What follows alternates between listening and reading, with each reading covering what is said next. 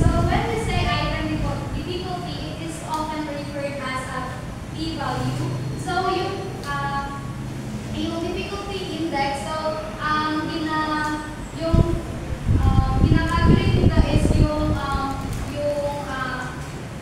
particular test items nga yung nakuha ng student is yung tama.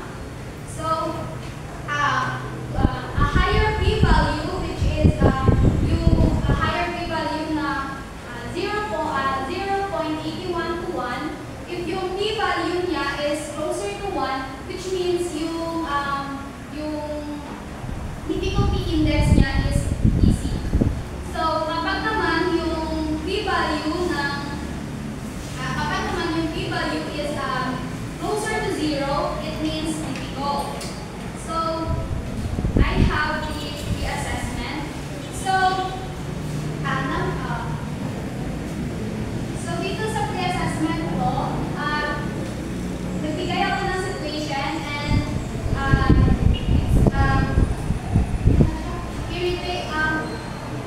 nakadepend sa situation kung situation ba ay ang item ba is it should be retained, revised, or discarded. So nagtawag ako ng sasagot sa number 1.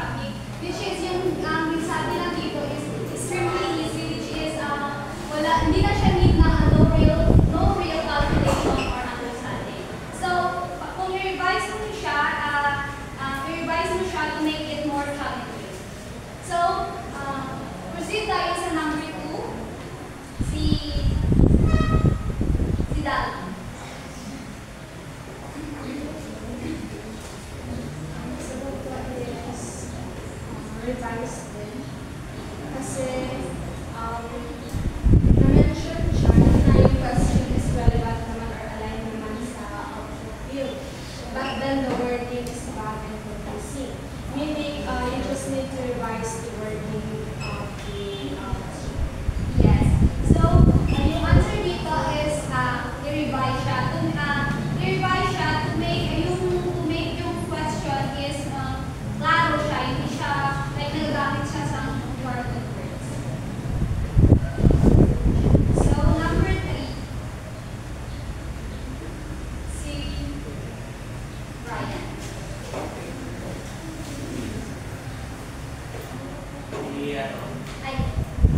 Yes, i-identify mo siya, i-revise mo siya, and why.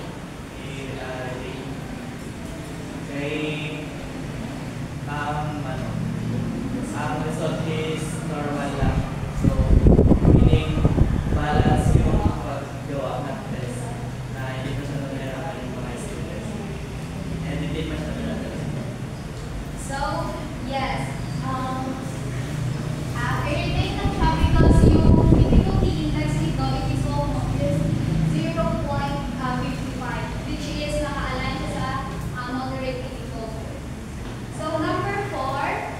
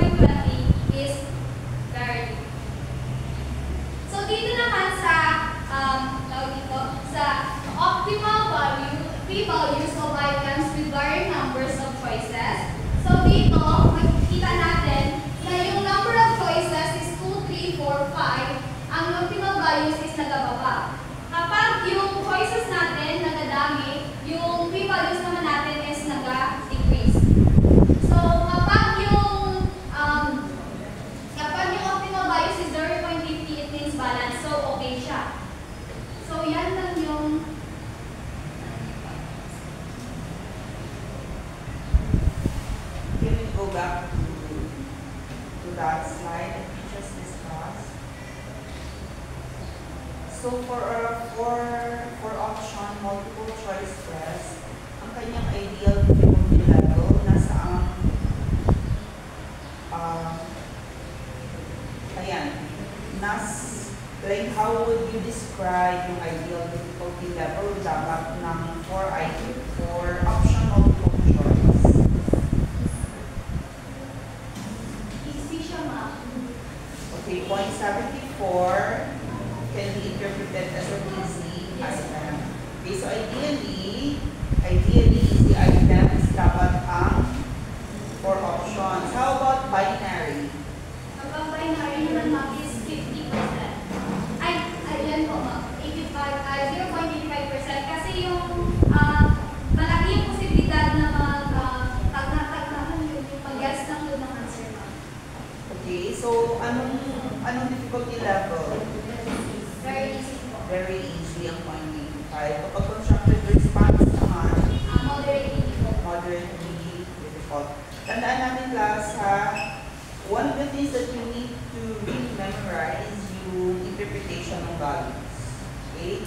Madali lang naman siya, 0.2 lang naman ang kanyang difference from very difficult to very easy. Okay?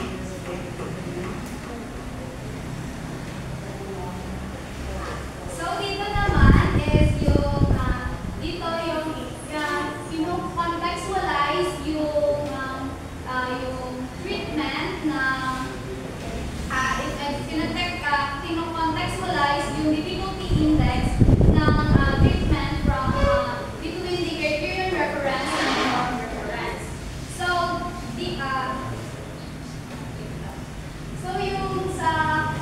yung sa criterion reference, it measures yung mastery. So, dito is yung kapag yung criterion reference is yung parang kailangan mo abutin yung goal. While yung dito naman sa norm reference, gina-compare niyo yung students, like yung gina-distribute niya God.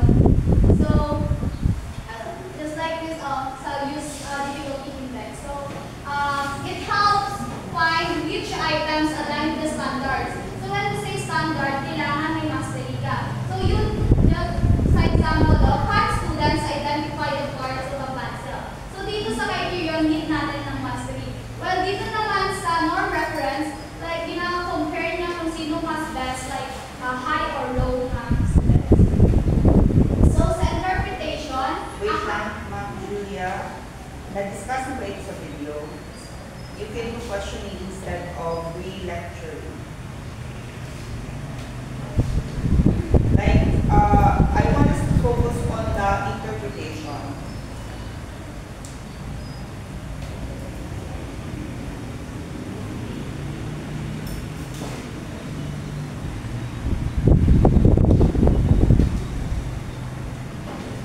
What would you ask in relation to that? so, ito na lang. So, do you think yung criterion reference and norm reference is same lang yung ideal difficulty and index nila?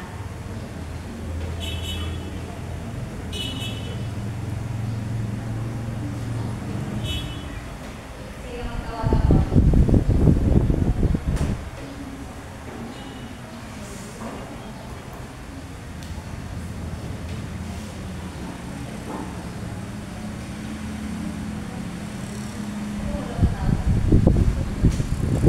Okay, generate. For me, hindi sila same kasi yung sa criterion reference ay mastery yung ano niya, yung difficulty index, while sa norm reference naman is it's differentiate the high and low performers. Like, ina-differentiate niya yung kung sino yung may pinakamataas na kuha o sino yung may pinakamababa kuha. Meron ko pa sa question. So, ginagaling mo na mastery. So, kapag sa criterion reference ka, like yung ideal difficulty, like, sa example, for example, yung items sa for criterion reference. So, for example, may ara isang test question na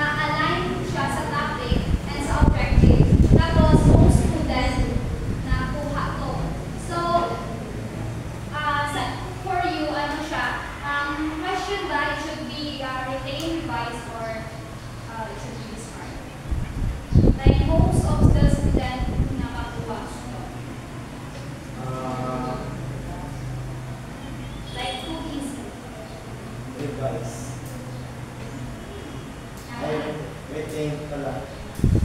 Kasi yung ano mo, yung test mo is nakalay naman dun sa topic. Tapos, most students master the topic. Yes. So, just like sa ipakita na sa criterion reference, even easy items are useful if tied up to a clear learning objectives. So, while sa norm reference naman, yung mga, okay, pwede ka naman. So, while sa norm reference naman is, yung mga too easy or too difficult is oftenly be discarded. Kaya hindi siya nag-measure sa, like, differentiate those sa understanding of students. So, that's the strength and limitation. So, in this slides, so dito masasagot yung tanong na how difficulty index help teachers to improve their questions, test questions, and also what is the benefits of knowing it and what its limitation. So dito, strength dito is the aspect na improvement. Yung strength dito is identifies as item to revise or remove. So sa difficulty index, like kung isolve mo lang siya, malalaman mo na if yung item is kapag very easy, doon na siya masabi mo na siya na ito i-revise, ito retake. Pero yung limitation dito is hindi mo siya alam, like hindi mo kunyari yung items is moderate lang, like 0.50. Pero yung tinanong mo yung students mo kung paano sila nag-answer, like yung sagot nila is nag-guess lang sila. So, it means na yung question mo is para merong poor written siya yung pagkagawa ko. So, dito naman sa instructional insights, point to content needing review. And also, ang limitation dito is it doesn't measure the instructional quality. So, and dito rin sa assessment design, help balance item difficulty, pero yung limitation dito is kapag i-generalize, hindi na siya, parang hindi pa rin siya, kasi yung item difficulty kasi is parang hindi pa siya, parang step 1 pa lang siya para ma-identify if yung item is, if yung item ba is good or needs some improvement or invalid. So sa fairness naman, yung strength dito is support test validity reliability, pero ina-ignore yung limitation dito, it ignores the item discrimination. Dito na makikita kung ano yung mga ideal difficulty ng dalawa. Yung criterion, reference test, and yung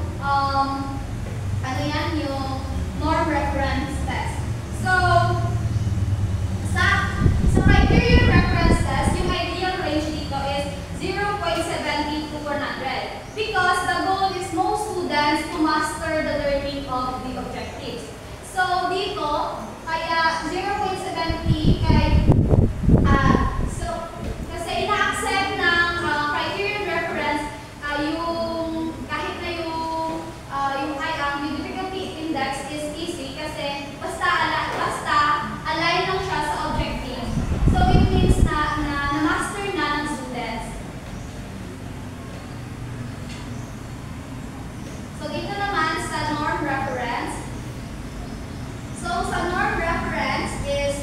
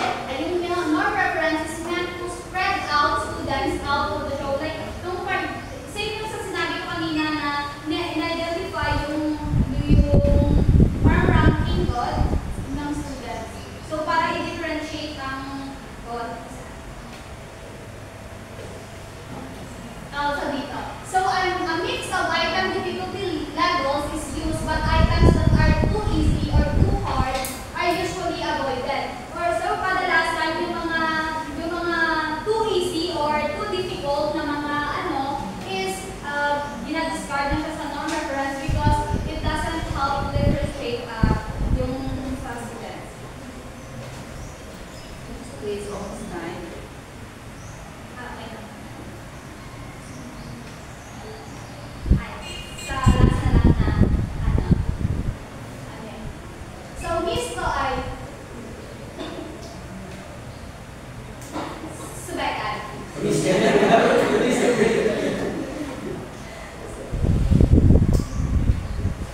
Answer. So, Miss Torres gave a multiple choice quiz to her 100 students.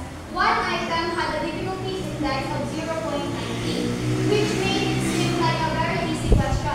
However, when she reviewed students' feedback, many admitted they didn't fully understand the question but picked the longest answer, thinking it was most likely correct. Some even said they recognized a word in the option that sounded familiar.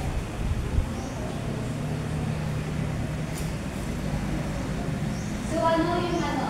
Like,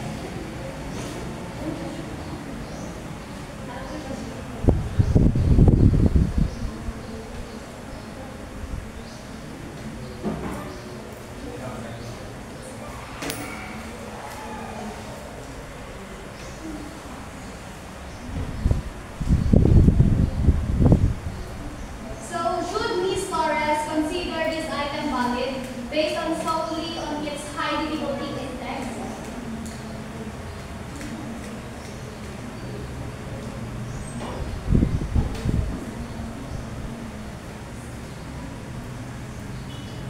No. With these stories, dapat hindi that item hindi siya mag-consider na valid based sa high difficulty index. So,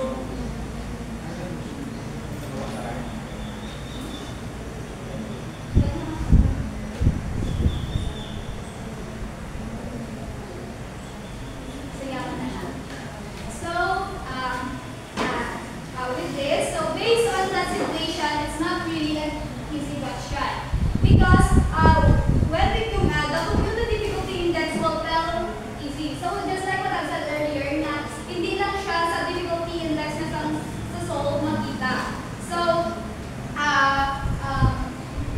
so most of the students, so makita natin na most of the students, like, gina-guess lang yung answer or hindi, gina-pick lang yung longest answer or yung familiar word. So this affects the reliability and the validity of the test. So doon yung limitation ng difficulty index na sinabi ko kanina. So, in this case,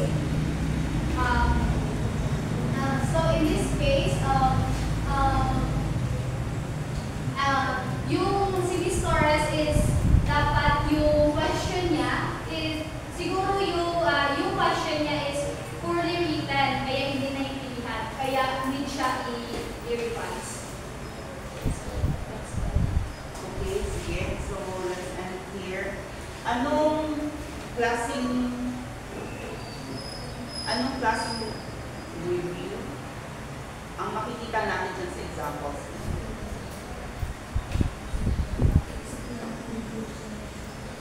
Anong klaseng item analysis procedure ang makikita natin dyan?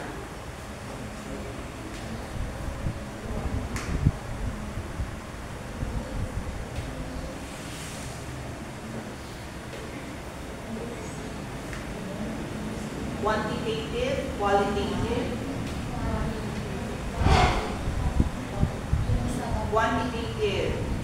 May qualitative ba dyan? Ha? Saan ba ba? Yung reason ng student.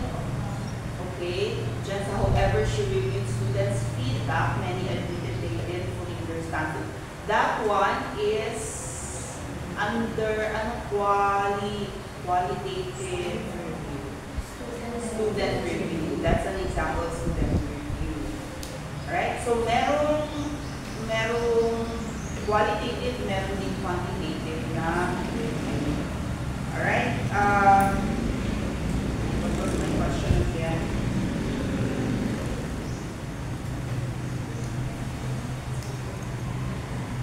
Ito bang difficulty level? Di ba meron tayong 5 levels of difficulty? The closer the difficulty level to 0 is the easier or the more difficult the item? Okay, ano ang basis ulit ng difficult determine ang difficulty index? The number of students who answer the item correctly. Alright. So ito ba difficulty level na ito? Tandaan ninyo yung present ba sa inyo yung sample na TUS ng DepEd? DepEd TUS. Sino na nga yung nag-discuss ng TUS ng DepEd? Ay, TUS? One way, two way. Lalo dun sa two-way na TUS, diba? Supposedly sa two-way, meron po tayong cognitive level. From remember to create. Sa DepEd kasi, ang template nila, remember and understand, easy. Alright? Hindi ba present sa inyo? Present ninyo. Tapos, ang apply at saka analyze naman, average. Okay? Tapos, yun namang evaluate at saka create, difficult. So, yun bang easy, average, and difficult na yun? Do they reflect yung item difficulty? Do they reflect the item difficulty?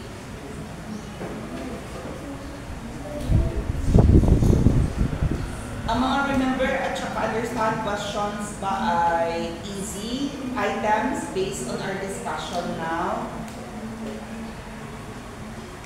Okay. May mga nagdaganon-ganon. Okay, bakit ganon? Bakit? Sino ang sasagot dito?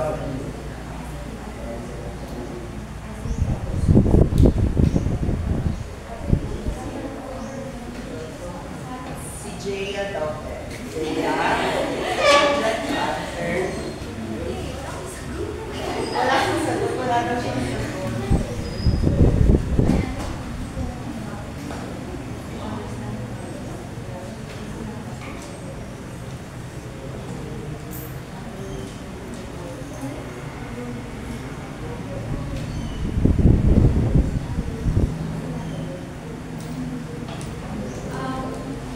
For me po, ma'am, is hindi po siya kasi yung understanding po, ma'am, consider ko siya as hindi siya Okay, so yung categorization, we can actually say na yung categorization ng DepEd, hindi niya nire-reflect yung item difficulty talaga. Siguro, ang kanilang categorization reflects the complexity of thinking involved. Okay? Complexity, not necessarily item difficulty. So, iklaro lang natin yun ha, kasi for sure ma-encounter nyo yan pagdating nyo ng 4th year, mag-internship kayo, tapos magugulat kayo, bakit may easy, average, at saka difficult, hindi pa man na ibigay ang test items. Tsaka man lang natin malaman kung easy ba talagang test item after na, di ba? Nung na-check na natin yung papel. Pero TUS is just a plan, tapos meron na kaagad categorization ng easy, moderately difficult, at saka difficult. So, again, hindi siya aligned. Okay? Hindi siya nire-reflect. May mga understand items na difficult, may mga remember items na difficult. Actually, may mga apply items na easy. Alright? So ngayon, ano kaya yung possible factors that make items easy? Na-discuss ba ito sa video? Factors that make items easy or difficult. Wala sa video. Ano sa tingin niyo? What makes an item easy? If remembering ang level. Kasi sabi lang natin na hindi lahat ng remembering, di ba? It's not really doon sa yung Bloom's taxonomy. Alright, ano kaya yung factor? Ano na? Okay, can you elaborate this?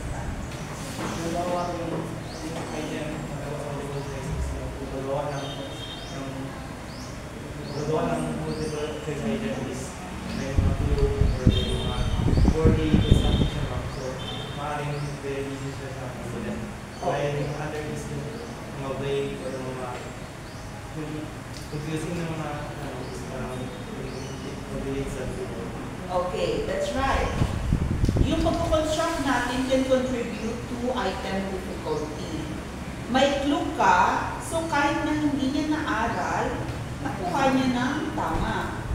Okay, so nakita niyo yung importance na ngayon ng qualitative item analysis. Yung na-review mo siya based on the checklist muna para walang walang noise, tinatawag natin factors other than the ability. Gusto kasi natin yung ability lang yung main factor na mag-contribute doon sa tamang sagot ng estudyante at hindi yung guessing at hindi yung mga clue na yan.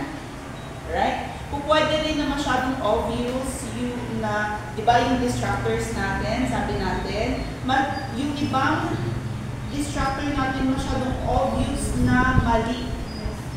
So, magiging easy talaga yung test item natin. Alright, paano natin medyo mas ma-enhance yung difficulty level niya? Paano natin mas ma-enhance ang difficulty level? Ano yung discussion nila doon sa multiple choice na how do you make the distractor more plausible? Ano na nga? How? Pwede mo i-include yung misconception as a distractor. Right? You make sure na walang clue doon sa length, sa wording. Okay? So, yung mga ganong mga ginagawa ng teacher can help doon sa quality ng test items. So, connected itong mga ito. Right? Tandaan natin itong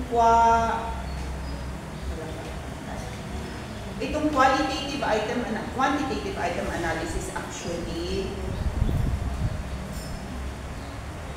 related siya doon sa qualitative item analysis natin. So kahit na na-review mo na-review ng peer, na-review ng student, posible pa rin talaga na may ma-overlook tayo. So we further review it by doing this one. Tapos nakita pala natin, lalo na kapag i-discuss na sa inyo yung distractor analysis. Napanood niyo naman sa video yung anong tawag doon. Merong distractor na walang pumili. So, i-discuss dapat no kung ano yung reason. Alright, sige. So, medyo na-delay tayo ngayong class. Ayoko mag-extend tayo. Which is a problem. Kasi dalawa ang hindi natin natapos ngayong araw na ito. Ano kayong gagawin natin? Sa Monday, itutuloy na lang natin sa Monday yung dalawa. Tapos, wala tayong choice, mag-make up class ulit tayo sa final Friday na lang natin. Ganun na lang. Unfortunately, alright? Kapag kasi wala na masyadong question, wala nang clarification, mas mabilis kasi sana tayo, no? Alright, sige.